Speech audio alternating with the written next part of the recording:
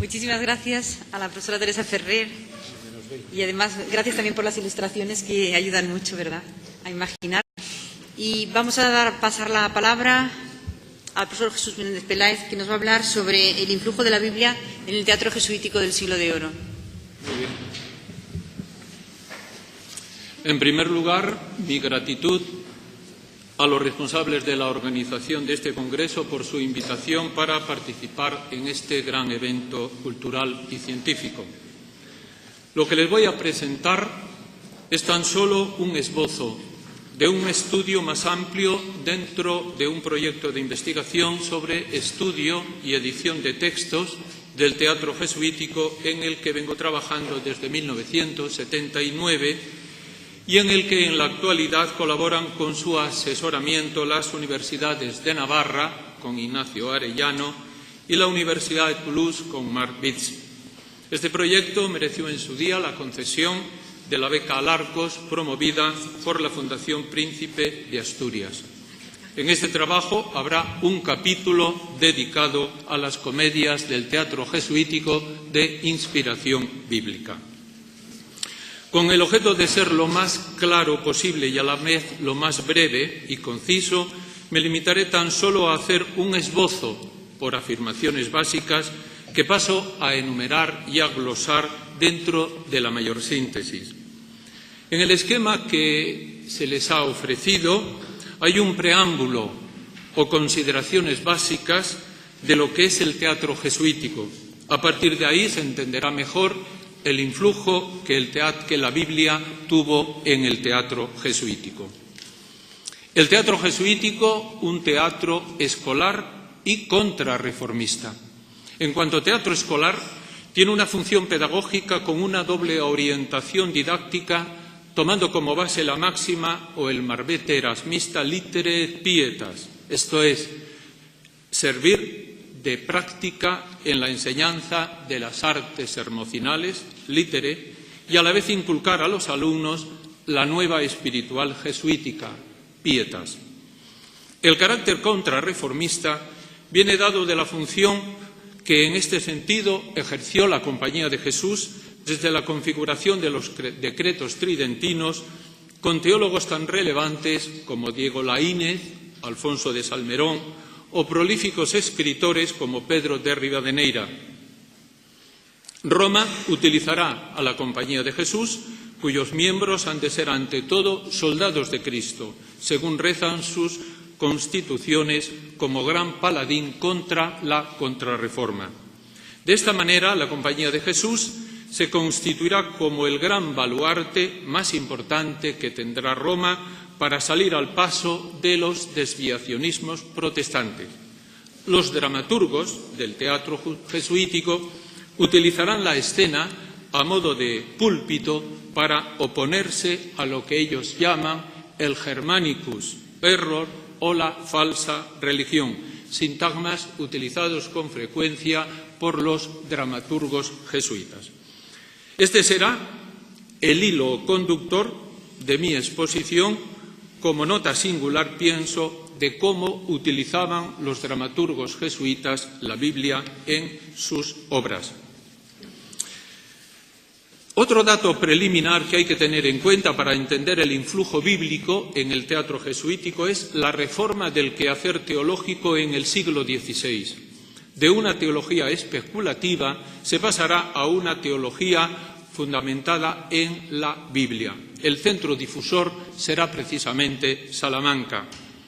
Durante el siglo XVI asistimos a una renovación de la teología. La Escuela de Salamanca, con teólogos como Melchor Cano, Domingo Soto o Francisco de Victoria, entre otros, dan a la especulación teológica un giro copernicano. Los lugares teológicos de Melchor Cano ofrecen ya una nueva metodología, un camino o un cambio en cuanto a la prioridad de las fuentes del quehacer teológico, colocando a la Biblia en la primera referencia del teólogo.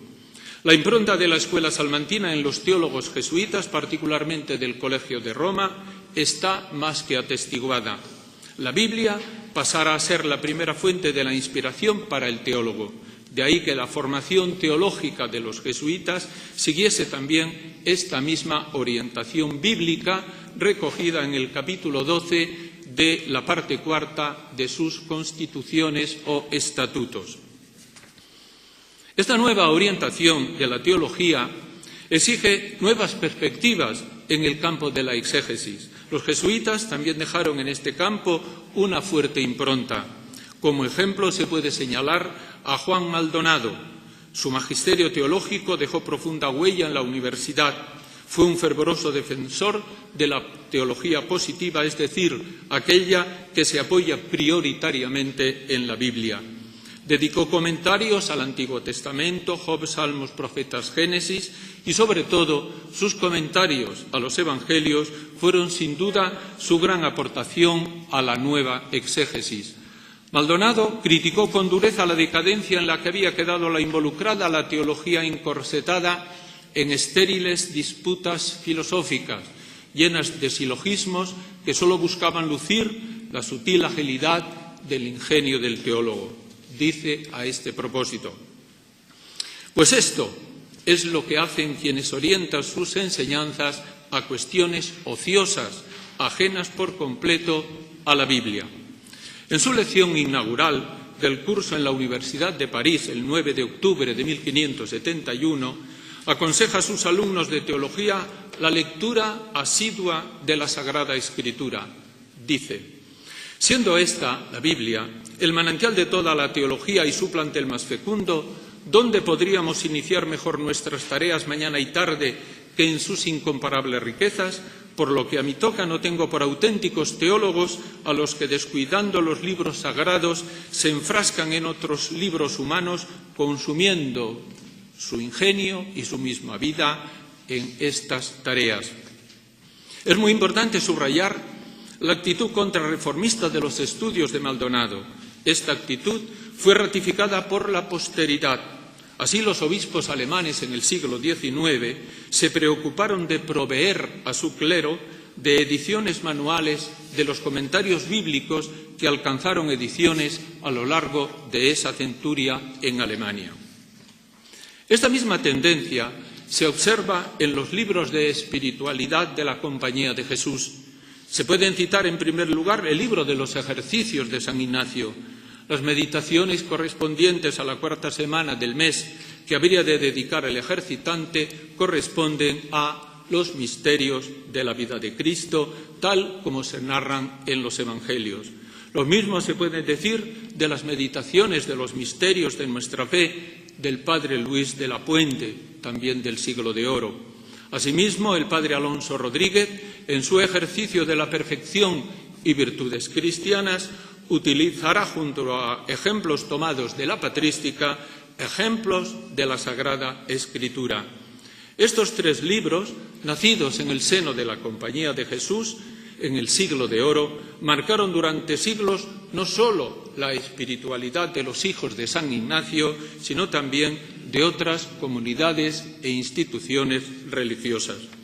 Si tanto la especulación teológica como la espiritualidad buscaban en la Biblia sus fuentes de reflexión y de inspiración, era esperado que los dramaturgos del teatro jesuítico siguieran igualmente este ejemplo. Sin embargo, no todos los dramaturgos del teatro jesuítico utilizaron el tema bíblico de la misma manera. Con el objeto de ofrecer una sistematización global, ofrecemos, con las reservas que siempre tiene esta metodología, algunas consideraciones. Primero, la Biblia, antídoto contra la paganización renacentista. Desde el primitivo cristianismo se intentó armonizar el contenido de la revelación cristiana recogida en la Biblia con el pensamiento grecolatino. Se intentaba así integrar las diversas tradiciones culturales, principalmente la judeocristiana y la grecolatina. Se establece una correlación entre la historia bíblica y las fábulas grecorromanas. Esta corriente, que defendía en los escritos de los autores de la antigüedad clásica una incipiente manifestación de la verdad revelada, primera revelación, Tuvo en el llamado iberismo un caldo de cultivo que germinará con fuerza en los aledaños del Renacimiento. De esta manera, la admiración por la cultura clásica provocará una verdadera convulsión en la élite intelectual de raíces cristianas. ¿Se puede conjugar cultura clásica y revelación? La Compañía de Jesús, con San Ignacio a la cabeza, vivirá también esta desazón. Jacob Burckhardt, quien, como es sabido, trazó los ideales del Renacimiento italiano al final de su libro El Renacimiento en Italia, dedica el último capítulo a lo que él llama crisis general de la fe. En este epígono explica algunos testimonios en los que los protagonistas, formados en la fe cristiana, sienten tambalear sus cimientos ante el ambiente generado por el fervor que la cultura renacentista profesaba a la antigüedad clásica. La fiebre o el fervor del mundo clásico provocará una zozobra en muchos espíritus cristianos deseosos de compaginar los presupuestos de su fe cristiana con los postulados de la nueva cultura renacentista. Con esta corriente enlazará también el teatro jesuítico. Uno de los dramaturgos que deja traslucir esta preocupación en sus obras es Pedro Pablo Acevedo, considerado el primer dramaturgo del teatro jesuítico en España. Por encima de Cicerón, es decir, por encima de la cultura clásica, está San Jerónimo, es decir, la Biblia. Esta es una idea que se encuentra en el teatro del padre Acevedo, cuyas obras son consideradas la primera manifestación. Su teatro pudiera ser clasificado en el tema que nos ocupa como una especie de sincretismo en el que se entrecruzan la tradición del mundo clásico, el ascetismo cristiano y la cultura bíblica. Hay una idea que atraviesa como hilo conductor el teatro de Acevedo. La Biblia es superior a la cultura clásica. Algunos ejemplos. La comedia La lucha entre vicios y virtudes representa de alguna manera el ideal de la ascética ignaciana, cuyas raíces últimas se encuentran en el texto bíblico de Job, milicia et vita homini super terram. El ideal de perfección cristiana lleva consigo una lucha entre el bien y el mal. Es este el denominador común de todo ascetismo. La alegoría envuelve con frecuencia los tratados de nuestros ascetas, desde el cristianismo primitivo hasta los místicos de nuestro siglo de oro. Ignacio de Loyola lo expresa de manera muy plástica, utilizando igualmente la alegoría en la meditación de las dos banderas que enarbolan los dos capitanes, Cristo y el demonio. La milicia es, pues, algo consustancial a la compañía de Jesús. Todo jesuita, dicen las constituciones, ha de ser un soldado para Dios bajo la bandera de la cruz. Así reza el primer artículo de las constituciones fundacionales de la compañía. Esa lucha es el primer lugar ad intra, esto es, en la búsqueda de la perfección interior. Esta es la base de esta comedia de la lucha entre el vicio y la virtud. ¿Y dónde está lo bíblico? Como buen pedagogo, el padre Acevedo intentará ejemplificar dentro de una escenografía que resulte elocuente al estudiante la confrontación entre la cultura pagana y la cultura bíblica. Las escenas protagonizadas por el vicio y sus seguidores se localizan en la Roma clásica. Por el contrario, las escenas protagonizadas por el bando de la virtud son personajes y escenarios bíblicos. Esta misma idea aparece en otra comedia, Tragedia de Lucifer Furioso, representada en Sevilla. Ya en los primeros versos que entona el coro se presenta el tema de la obra. Los dioses paganos, Júpiter, Cupido, Baco, Cipris, se derrumban ante la noticia del nacimiento del Salvador. De esta manera, la obra dramática se convertirá en un canto al ocaso de los dioses paganos ante la llegada del Dios bíblico. La Biblia, literatura ejemplar. Ignacio de Loyola dio siempre gran importancia a la representación sensible. La imaginería religiosa inunda todavía hoy los pasillos y estancias de los colegios de jesuitas. Esta orientación pedagógica de su fundador propiciaba el desarrollo de otro género literario muy socorrido por los jesuitas, la literatura del exemplum. Son muchos los ejemplarios elaborados y utilizados por la espiritualidad jesuítica. Los nombres del padre Rivadeneira, el padre Alonso Rodríguez o el padre Llovera van unidos a colecciones de ejemplarios del siglo de oro. Predicar el ejemplo fue igualmente una praxis muy socorrida también por los predicadores jesuitas. Será dentro de este contexto donde habría que buscar la explicación de una buena parte del teatro jesuítico que utilizó la Biblia como fuente de inspiración. También en este sentido, los jesuitas siguen las orientaciones que se venían imponiendo en la reforma de la predicación medieval y del siglo de oro, un débito que hay que reconocer a Erasmo de Róterdam, quien aconsejaba que se sustituyesen las hagiografías o vidas de santos por las Sagradas Escrituras y la patrística como fuente de inspiración. Los dramaturgos del teatro jesuítico buscarán con frecuencia estas ejemplificaciones en el Antiguo Testamento. ¿Qué personajes bíblicos son elegidos como ejemplares? Aquí el teatro jesuítico guarda estrecha correspondencia con otras obras que hemos visto esta mañana. Por tanto, simplemente las enumero.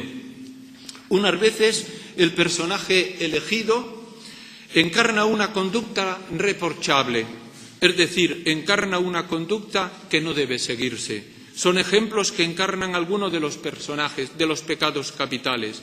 En otros casos, la ejemplaridad es positiva. Ellos se convierten en dechados para ser imitados. Ejemplaridad negativa. Particularmente tiene interés el teatro de Juan Bonifacio, autor del llamado Códice de Villagarcía, y uno de los grandes pedagogos de la Compañía de Jesús del siglo XVI. En él resalta sobre todo el pecado contra la avaricia. Una parte de su teatro se escenificó en Medina del Campo, centro neurálgico de la actividad comercial en la Castilla del siglo XVI. La avaricia parece haber tenido carta de ciudadanía en aquellos comerciantes. Pues bien, Juan Bonifacio escribirá varias de sus obras inspirándose en textos veterotestamentarios en los que aparecen personajes que encarnaron también la conducta del avaro, el castigo divino como elemento corrector a aquellas conductas aberrantes o pecaminosas, representa la enseñanza moral que pretende extraer el dramaturgo. Viene a ser la moraleja del cuento o del exemplum. ¿Quiénes son esos personajes? En buena medida están tomados del libro de los reyes. Naamán, por ejemplo, se dice al final de esta comedia, este ejemplo, dice el padre Juan Bonifacio, es notable contra la avaricia. Óiganlo bien y con atención, pues es cosa muy provechosa para el pueblo en que estamos, es decir, Medina del Campo. Combate la avaricia de Giazi. Otro ejemplo lo tenemos en Nabal, Jezabel, Nabucodonosor. Nabucodonosor también, ya se ha hablado también aquí en el Códice de Autos Viejos, rey de Babilonia, pasa a ser prototipo de una doble ejemplaridad en cuanto impulsor de la estatua de oro, instando a su adoración con el castigo a quienes no acaten sus órdenes, encarna una figura demoníaca que abandera las fuerzas del placer. En este sentido, es una ejemplaridad negativa. Sin embargo, su conversión, gracias a las intervenciones de Daniel, es un ejemplo de la eficacia de la gracia divina. Si hay algún personaje bíblico que va asociado al peligro de las riquezas para entrar en el reino de los cielos, este personaje es un nombre genérico que pertenece a la casta de los epulones, un colegio sacerdotal. Solo el Evangelio de San Lucas nos narra esta parábola que lleva el título Parábola del rico Epulón. El pasaje es sobradamente conocido. Algunos exegetas bíblicos, al tratar esta parábola, anotan que hubo voz pronunciada por Jesús o en Jerusalén o en Jericó, dos ciudades ricas y dedicadas a los negocios. Epulón pasará a la lengua española como prototipo de persona que come y se regala mucho. Pues bien, este pasaje bíblico será fuente de inspiración de otra obra del padre Barceló, quien desarrolló su actividad académica y pastoral en el Colegio de Montesión de Palma de Mallorca. El colofón es también muy claro.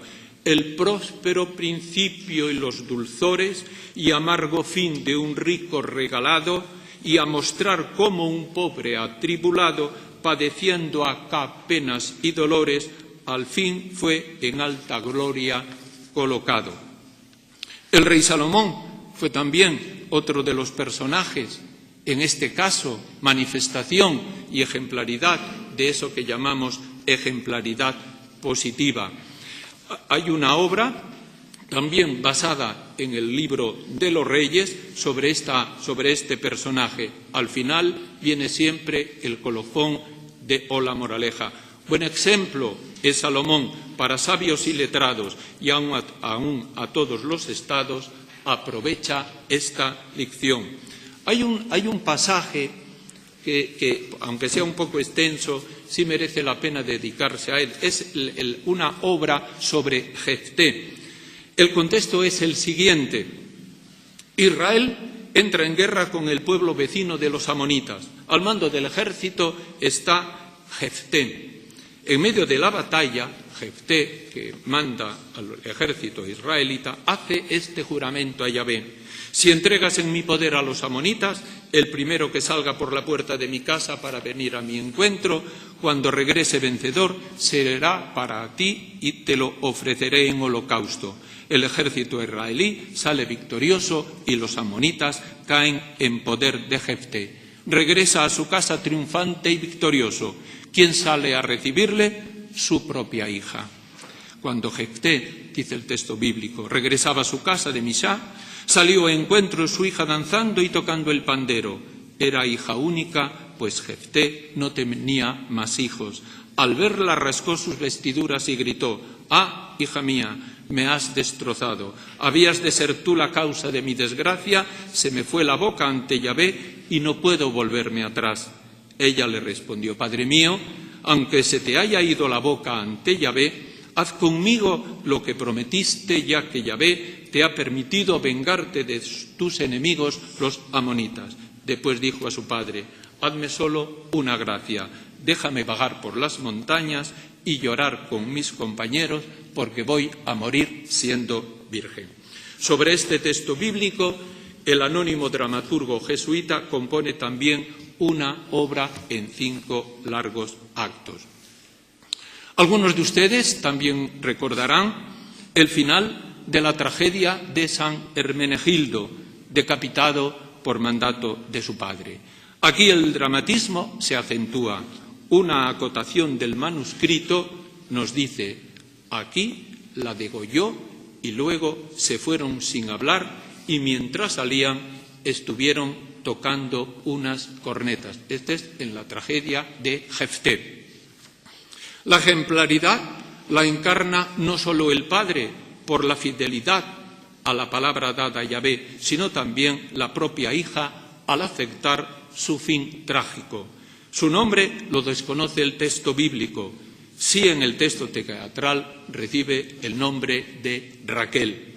La enseñanza moralizante es la misma que encontramos en la tragedia de San Hermenegildo.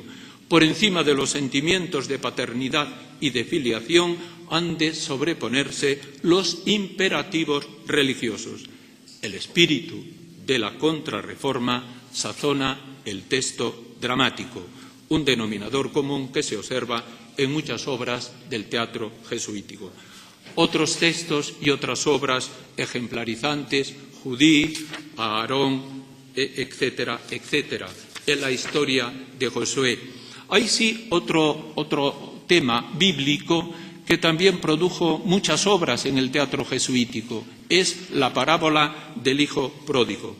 A los dramaturgos del teatro jesuítico, como buenos pedagogos que eran, les preocuparon siempre los alumnos díscolos y rebeldes. La parábola del hijo pródigo les ofrecía grandes posibilidades que ellos aprovecharán. Pedro Pablo Acevedo compondrá dos obras, el Philaustus y el Holocaustus. En este sentido, el padre Acevedo es deudor a la corriente del terencio cristiano que se había popularizado y desarrollado el tema de los hijos díscolos y rebeldes. Esta corriente prenderá muy fuerte en Centro Europa, dejando obras que constituyen lo que pudiéramos llamar el teatro pre-jesuítico. Entre otras fueron célebres el Euripus del holandés Livino Brecht, el Acolastus de Guillermo Nafeus. El influjo bíblico de la parábola del hijo pródigo es el punto referencial a todas ellas. A finales del siglo XVI, otro dramaturgo del teatro jesuítico, el padre Barceló, también compondrá esta obra tomando como base la tradición del hijo pródigo. El final siempre suele ser el mismo. Un hecho traigo, ilustre y noble gente. Ejemplo es de aquel hijo inobediente que, habiendo contra padre rebelado, con vano pensamiento d'él se aleja, y su casa y regalo el triste deja. Literatura ejemplar, la Biblia. La Biblia, literatura alegórica. Los dramaturgos del teatro jesuítico fueron unos auténticos maestros en el uso de personajes alegóricos. Cervantes, en el prólogo a sus comedias y entremeses, dice haber sido él el primero que representase las imaginaciones y los pensamientos del alma. Desde los inicios del teatro jesuítico en 1556, los dramaturgos del teatro jesuítico venían utilizando personajes alegóricos, una característica que el teatro jesuítico hereda del teatro escolar que se venía escenificando en los Países Bajos y que los colegios de jesuitas acogen como algo especial en su teatro. La utilización de los personajes alegóricos es otra de las notas más caracterizadoras del teatro jesuítico. Salían tanto a escena que con frecuencia los dramaturgos mandan que cada uno lleve un rótulo en la frente para su identificación. Es muy verosímil pensar que Cervantes haya sido alumno de los jesuitas en Córdoba.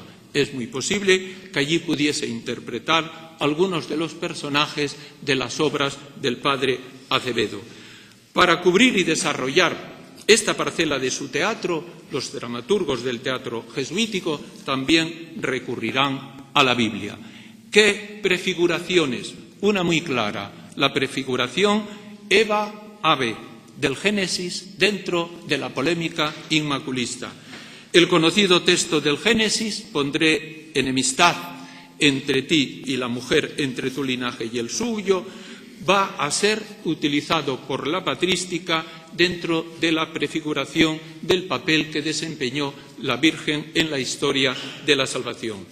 Los dramaturgos del teatro jesuítico también se van a inspirar en él como defensores del inmaculismo, una agria polémica en la que se vio envuelta la historia de la teología desde la época medieval, si bien tomó toda su intensidad a principios del XVII, en la que se implicarán de manera apasionada franciscanos y dominicos, enarbolando respectivamente las banderas de Duns Scotus y Tomás de Aquino.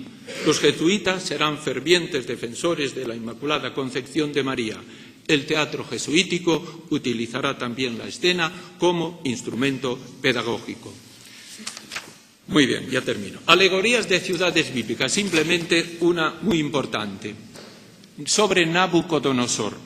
Nabucodonosor pasará a la historia como la encarnación de la soberbia y el orgullo y la ciudad de Babilonia como paradigma de la corrupción. El libro de Daniel se va a tradicionalizar. Como contraposición al orgullo de Nabucodonosor se presenta la humildad de la Virgen en su canto de Magnífica, de posu y potentes de sede et exaltavi tumiles. El sincretismo de estos dos textos bíblicos pasará a los ejemplarios medievales y del siglo de oro. El teatro jesuítico recoge también esta tradición en una curiosísima comedia bajo el título de la Escolástica Triunfante y Nueva Babilonia. Toda la obra es una perfecta arquitectura alegórica. La Escolástica Triunfante es la sabiduría divina, mientras que la Nueva Babilonia es Salamanca, prototipo de la sabiduría mundana y de la corrupción. Salto las alegorías bíblicas y simplemente decir que en cuanto a la técnica de composición, los jesuitas fundamentalmente utilizan la amplificación. La narración bíblica, en muchos casos escueta y lacónica, a veces unos pocos versículos, será glosada en obras de 5 actos con numerosísimas escenas cuya escenificación duraba varias horas. Asimismo, la nómina de los personajes bíblicos se incrementa notablemente con otros personajes, creación del propio dramaturgo. Es esta otra nota caracterizadora del teatro jesuítico, en general fácilmente comprensible. Al ser un teatro escolar, era necesario que pasaran por la escena el mayor número posible de estudiantes. Y otro elemento que por la mañana hacía alusión Alfredo Hermenegildo. Hay otra razón propagandística y social que no debe olvidarse. Los familiares de los alumnos, principales espectadores de este teatro, eran gustosos de que sus hijos demostrasen públicamente su valía en las artes hermosinales. Téngase presente que en muchas ocasiones el vestuario lo facilitaban las propias familias. La escena se convertía de esta manera en una especie de pasarela que de alguna manera testimoniaba su posición social. Las rivalidades o piquillas entre las propias familias sazonaban en ocasiones la puesta en escena del teatro jesuítico. Gracias.